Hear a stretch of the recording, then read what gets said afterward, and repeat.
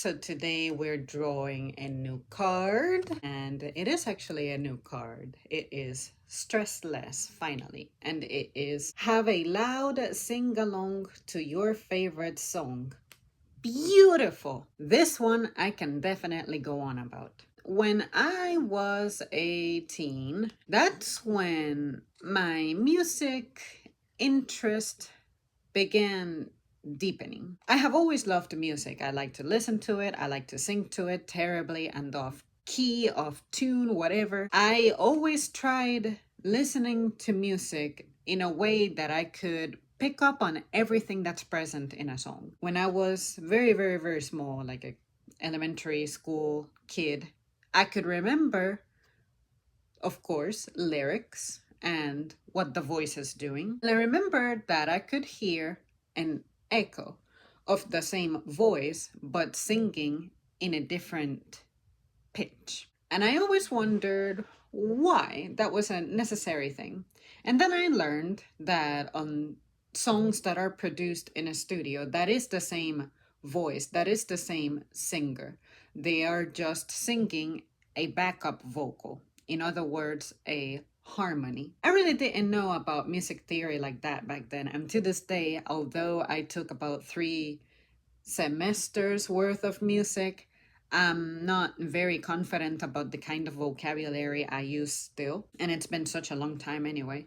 But it was cool that I learned about the whole backing vocals, because the only time I associated choral parts, it was for choral music, choruses. Like, okay, you have like an a cappella of people just using their voices, and that's it. That's what the meaning of a cappella is. And then I always thought that, okay, in order for there to be multiple voices going on at the same time, it's in an a cappella style kind of setting. But then I also wondered why it was that in regular music I was hearing more than one voice. But it sounded like the same person, but how can the same person be singing 2 things at once? And then that's when you learn that during mixing, production, you record one part, then you record the other part, or you can recruit family members, especially if they're musically trained as well, who have a similar voice to you, to do that on your behalf. And that way you pretty much record the parts and you bring them together and it works just as well. But anyway, the thing is that around the age 13, that's when I really tried to train my ear to focus on what other instruments are doing. And that's when I learned to listen to other parts besides the primary voice, the main voice, the lead vocal. I started paying attention to what the drums are doing, what guitars are doing. The piano, I feel like is the one instrument that, along with the lead vocals, I always tracked just naturally, or whatever the main beat of a song was. But sometimes there are other instruments in the background that go unseen, unheard, and they are underrated. It wasn't until I started taking music theory that I began to notice that the way I was listening to music began to change. I discovered that a lot of songs have audio outputs that tend to separate instruments based on what side you're listening to. Say the right side may amplify the second voice more than the left side of the headphones amplifying the maybe the lead vocals more. I don't know how to explain it. I just know that there are songs, especially if you have 2 voices playing at the same time, that one side is dominated by one of them and the other side is dominated by the other one. So in a sense, I was studying the parts based off which side I was listening to from my headphones. That's when I said, okay, this person who's doing harmony, if I want to focus on the harmony, I gotta listen to it from the right side, and whatever side it was. I really wish I could visualize it for you guys, because otherwise it'll sound like I'm crazy. But I started discovering those little details, and then eventually, of course, as you get older and you learn more about this, you just start learning about mixing and stuff. And this doesn't happen with every song ever. There are some songs where if you were to listen to it from one side, it sounds about the same as what you're hearing on the right side. But anyway, so there's that. And there are some songs that they also will do that with the instruments to where the harp may sound louder on the right side, whereas the brass family may sound a little stronger on the left side, stuff like that. So I started to pick up on that and I started to deliberately memorize the parts of those secondary instruments. And I just thought it was the most exciting thing in the world. Anytime I would ride in a car and my music was playing, I always thought, I want to sing the harmony, the background vocals. Because since I sing out of tune, to me, whatever is not the lead vocals sounds like something that's out of tune. But we all know that's not the case. Vocal backup, that's what it does. It backs up the main part, it just adds richness to the sound. I began to do that to all of my songs, and it gave me a new perspective, a new feeling on what I was listening to. Music has always invoked feelings in me, and that's what it does. It's poetry, it's supposed to bring out emotions out of you. But I always felt like mine may not necessarily always align with what the author, the interpreter is conveying. But that's the beautiful thing about things like that. It's no different from how I have said here on the channel that, hey, just because I'm getting these cards, it doesn't mean that I'm going to stick to the meaning of this or support the meaning of it. I am going to express myself based off what is doing to me, based off the thoughts that it generates or the experiences I may have or any concerns I may have from it. With music, once I began to learn music theory, I had no idea that music theory was about learning music in theory. Back when I was learning music theory, I didn't know the meaning of learning about something in theory, which is something I had been doing this entire time, learning about the body, dissections, the weather. It's not like I'm out there in the field or in a room opening animals or people up and learning about them in that manner. It just never ever struck me in that way. Therefore, I never thought about how music will have a theory element to it. I just thought that songs is just something that just kind of happened. You come up with a beat and you repeat that in a certain way and you play that yourself personally, or whoever is in charge of that instrument, you just record it and you put it together. I never thought about how, hey, if you wanted to have a version of this written down for you to play anytime, this is how you write down music. You have your manuscript paper with the staff, and you have the clefs, the key, the time signature, everything. I had no idea about any of that. I knew what music looked like, but I never looked at it as, oh, you would want to write music so that another musically trained person, even if they are a flute player, they could play the part of a piano. For some reason, growing up, I always associated that instruments produced their respective sounds and that's it. I'd never thought about how different instruments could play the same part as another instrument. I didn't understand really what it meant to have notes. I knew that they all sounded different, but I never knew that a flute could interpret the part of a voice. And that always confused me when I would hear a piano version of a song, a solo version of a song. Even if a song originally has a piano part, now the piano part is playing the notes that the vocal part is playing. And I just thought that it was only physically possible for a human to produce the sound of the notes via voice. Because we all know what a trumpet sounds like, we know what strings sound like, we know what keys sound like, but I never associated that a keys instrument could play the part of a strings instrument. To me, that was just mind blowing. I don't know why I grew up with that belief, but I did, and it took music theory for me to understand those things. When it comes to having a loud sing along with music, one of my greatest frustrations in my life is that I have never been a good singer. I just cannot sing on pitch to save my life. And although my vocal range has gotten significantly broader over the years because of the little bit of practicing with my voice that I have done, I don't have control over my voice. It's not like I could sing my favorite songs, karaokeing them when I'm driving. I know that I'm singing out of key, out of pitch, and things like that. And it's super sad and frustrating. But at least I enjoy what it does for me. The act of producing sound, vocalizing, and challenging myself to produce a sound that's different from what I regularly produce is exciting. I always try to see what I can imitate. What could I possibly recreate? And there are impressions of people I know in person that I know I'm nailing what they sound like.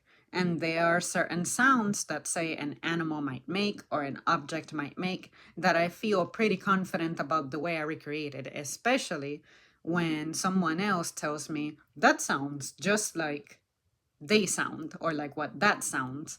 It's not an insecurity in that regard that I had. And I discovered this about me around the same time that I was telling myself, let me train my ear to pick up on sounds that are not the primary sounds of a song. And what I loved about music theory is that once you start seeing everything that needs to come together to produce this song, it really changes your perspective. You truly begin to develop a vast appreciation for this kind of work. It's no different from painting. I look at music as painting and drawing is visual art, of course. Well, music is the auditory art with sounds. Sounds draw images, but these images are produced by the ear for the ear to interpret, if that makes sense. You won't see colors, but you will instead feel them because, in the same manner that visual things stimulate a response from you, say, bright colors may invoke feelings of joy and happiness, and darker colors may make you feel more serious and gloomier. Music has the same thing going on. There are some sounds, I would say specifically major keys, major scales that may feel a little bit more on the happier side. The instruments sound brighter, but then there are the notes, specifically the minor scale, I would say, where it sounds like this is where a person who's singing about something sad may hang out at. Music theory showed me that. I knew that I was listening to a sad song, but I could not explain what about this sound was sad. And then when you begin to learn about the intervals between notes and their relationship and how, the minor scale is minor because of the way it is, something to do with like, you have like three notes and then the next interval is like four notes apart. I forget what you call that. If I had the piano, I would be able to show you. Yeah, I can't do it off the top of my head anyway, but you're pretty much counting based off the scale. So a major scale is 4-3. Is it 4-3 or 4-4? I want to say it's 4-3. And then minor would be 3-4. And you have diminished, which would be, I want to say that was 3-3. And then I forget the name of the other scale. But anyway, that one would be, I guess, you guys, I'm sorry. Like, it's been so long, almost 20 years for me now. So I would have to review this material. But it was exciting to see those things on paper and for me to physically do those exercises on paper. And then my teacher would get on her piano and demonstrate what those things are doing, like triads and things. So the reason I got excited when I saw this is that this is something that I do pretty often. I'm either humming or when I'm taking a shower, I'm 100% of the time singing unless I'm in a hurry and I have to just breeze through my shower, stuff like that. I like to have loud sing alongs often. And during my most depressed time as a teen, music is literally what kept me company, and me striving to produce sounds that I was curious to see if I could invoke from my very person helped me get through those times. I was always looking forward to the next higher note that I could hit and see if I could begin to, instead of vocalizing what the main voice was doing, if I could vocalize other instruments instead, play the part of the strings, play the part of the piano, things like that. And I think that's what helped me with building my vocal range. And now I just want to continue to get better at it. That's just a really long, detailed story to tell, I guess, but this is something that I do daily. It's a very important part of my day, and that's why when my iPod got lost all those years ago, I immediately invested in my iPhone, even though I technically couldn't. But I needed a device that could play music, and more specifically, the music I'm familiar with. And even if I didn't have access to the music I'm familiar with, at least have a device that let me explore music. I just cannot be without music for longer than a day. And there was a time in which I was doing that, and then I noticed that I was getting depressed. And it was around the time that I noticed that I don't wear headphones as much, but now I'm definitely going back to doing that. And I stopped playing music out of my speakers. I used to play music for everything: housekeeping, taking a shower, studying, writing. But for some reason, I stopped, and I think it was because I was trying to limit my exposure to sounds. Because when you have a retail job, you're assaulted by noise so much that I think I said to myself, okay, music in my car is a must. I cannot skip it because if I don't have music, I cannot focus. But outside of that, I noticed that the amount of time I was spending with music was limited. And I thought maybe that's what I need. I need to bring back my habits with music. And ever since I started bringing music back to my life a little more often, you guys may be able to corroborate this. I began to sound better, be a little more energetic, a little brighter, a little more confident.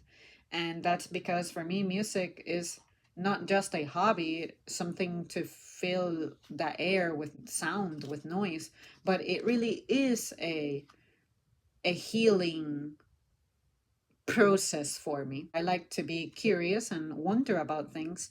Music to me is also a source of studying. It's a different way of learning for me, in the same manner that learning a new language requires a certain kind of focus. Learning math requires a certain kind of recognition of patterns and things like that. Learning literature requires a certain focus. Music requires its own unique focus. And I guess when I stopped exercising my brain like that, I didn't realize the detriment I was experiencing because I wasn't immediately linking it to that. I wasn't asking myself, what did I change? What did I cut out from my life? Or what did I start doing instead that maybe doesn't fit with me? And it was that I had almost eliminated music from my day. And then I noticed that on days that I listen to music more, even the way that I go over my topics here on the channel, it becomes better. I don't, I guess, derail from my topic quite as much. So I hope that made sense, you guys. This was an incredible recommendation. It is true. I can attest that to me, music and focusing on it, learning on it, studying it, training for it, practicing it really is very good for me. And I have no doubt that everyone has a story of their own when it comes to how music changed their mood. Maybe you started dancing, even though that's not something you're used to, or anything that you're skilled at, or how, same thing, maybe you were curious by how you sound when you match a pitch, that little unison vibration thingy that you feel when you're hitting the right note. Those little things, we all explore things differently. But I'm here to tell you that yes, indeed, this is something I do. This is something that works. I will continue to do it. And I really keep thinking about my keyboard and how much I loved practicing it, but now I can go almost a year practicing only twice. And every time I sit back on it, I get frustrated because I'm like, see, since I'm not practicing the progress I have made last time, I lost it. But it's also exciting that there's a lot that I can remember pretty much instantly. And there are things that I can discover that I couldn't do before. Like, oh, this note that I just randomly hit or this chord that I just randomly played sounds a lot like whatever song it is. And next thing I know, I'm able to play pieces of it without ever knowing how to read music. I can read music if you give me the time to write the notes next to the notes on the staff or something. Like if it's on the treble clef, then I know that middle C would be, you have the line, you have the space, and then comes C, and the line becomes E, and then the first space on the bottom of the staff becomes F. I know that, but when I'm sight reading, I cannot do that. Sight reading is not a skill that I have. It's not like, oh, hell yeah, I have this song written on paper. Shit, I can follow it and I can read it aloud as I would with a book, but I can read this aloud with an instrument. Mm-mm. And when it comes to intonation, I'm not always sure that I can play middle C. I feel more confident about my ability to play an E because that's, I feel like that note that's most present in my favorite songs. And I just know E when I hear it. But that's another thing. Just because you're trained with middle C, everything revolves around middle C, it doesn't mean that that has to be the way of things for you. For me, any notes that revolve around E, I can decode them better than anything revolving around C. So it just depends on you. Maybe since I'm such a depressed and miserable motherfucker, I had no option but to start with E because E is not one of those joyful notes, at least not to me. To me, E is like the transition from the bright notes that are like C and D and perhaps B. I'm transitioning into what to me are the slightly sadder notes. F to me is not as bright as a C. But sometimes I do feel like if you start on F sharp, that can be either on F sharp or G flat. To me, that can be a note that can bridge the sadder notes. Again, it's one of those things that I would have to sit on the piano and show you so that it makes sense. But someone could feel the complete opposite. Some other people may feel like A and B and C are the saddest notes ever. It all depends on perception. What matters is what key something is in. If you have something in minor, it to me is inherently something pretty sad. But of course, the major scales seem to be the brighter ones. Again, it's something subjective. Maybe what's supposed to be designed to look sad is not something that looks sad to you. Just like dark clothes, to me, I can be expressing myself and be very exultant. I'm wearing all black. You just don't know. Other times I may be wearing bright colors and you have no idea that I'm having the most miserable time in my life. See what I mean? It's something that if you wished to actively make it about how you want to say something, make a statement, as they say, with your clothes, then I think you would try to conform to what is popular, which is dark clothes are usually associated with darker moods, and brighter colors are associated with more joy. But music, it's like, what if I can tell a perfectly happy story using a minor scale, a minor key. See what I mean? I hope that I didn't frustrate any of you guys legitimately musically trained with the way I tried to explain things. More than likely, there's something that I got wrong during my discourse, but what matters is it makes sense to me, and at least I can express it better than I could have maybe 20 years ago before I began to learn these little things. So for me, the only torment I experience is where would I have been at if I would have been invested in music, something I was genuinely interested in and something that runs in the family, but nobody in the family, as far as I can remember, was officially formally trained. My dad can play the trombone, but he learned informally. He can't read music, but he knows how to play that thing. And he can play anything he hears pretty much, recreate it, do his own trombone rendition. Whereas for me, not only do I not have that talent, I'm not like that, and on top of that, I've never practiced, but I also don't have the education for it. But at least I have an intro to it, and I feel like that intro is good enough to keep me inspired and keep me appreciating music. So, yeah, you guys, that's it for me. Thank you so much for tuning in. Let me know how your feelings are in music. What's your favorite genre? I really don't have a favorite genre.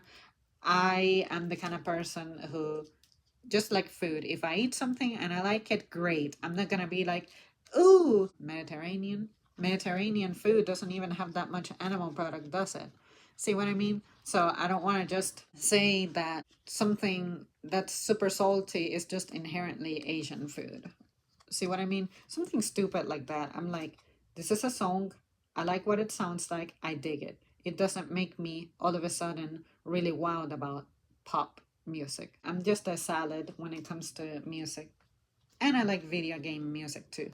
And I do hum video game music. And a long time ago, one of the ambitious projects I had was beginning to give lyrics to video game music, but it just doesn't work. Some music is just meant to be an instrumental and nothing else. All right. Thanks, guys. I'll see you next time.